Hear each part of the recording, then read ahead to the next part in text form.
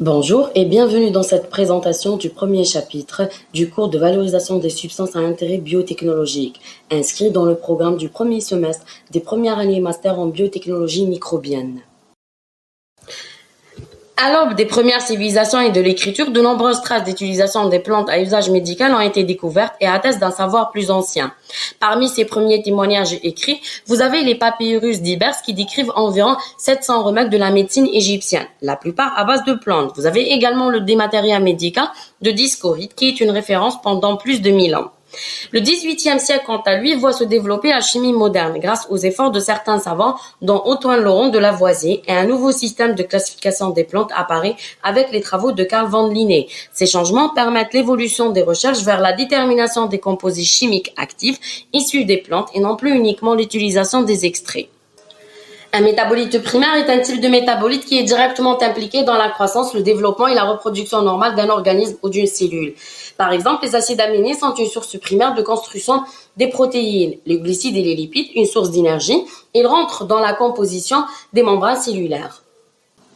D'autre part, les métabolites secondaires ont une répartition limitée dans la plante elle-même comme parmi les différentes espèces de végétaux. Ces produits à structure chimique différente, souvent complexes, sont typiquement produits par des voies différentes, dans un type cellulaire spécifique et à des stades particuliers du développement. On distingue classiquement 3 grandes catégories, les composés terpéniques, les composés phénoliques et les alcaloïdes. Au cours de cette première partie, nous allons voir comment les plantes produisent ces composés.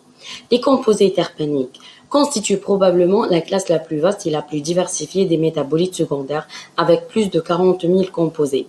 Ils sont dérivés d'un squelette d'isopentane répété, appelé unité d'isoprène, de base de 5 carbones. Ces derniers peuvent être polymérisés pour former une variété de terpénoïdes. C'est les principaux composants des huiles essentielles. Les terpènes ont été isolés chez les champignons, les algues marines, les insectes, mais la plus grande partie de ces substances est retrouvée chez les plantes. Néanmoins, la synthèse des terpènes n'est pas propre à la plante car on peut rencontrer certains terpènes chez les animaux. Malgré l'énorme différence structurelle entre les terpénoïdes, ils sont tous dérivés du même squelette, le C5 de l'isoprène.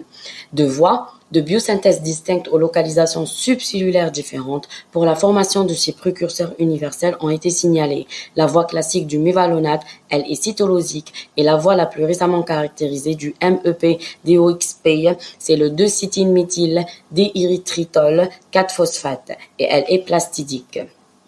Nous pouvons conclure que les composés terpéniques sont intéressants et sont largement utilisés dans l'industrie.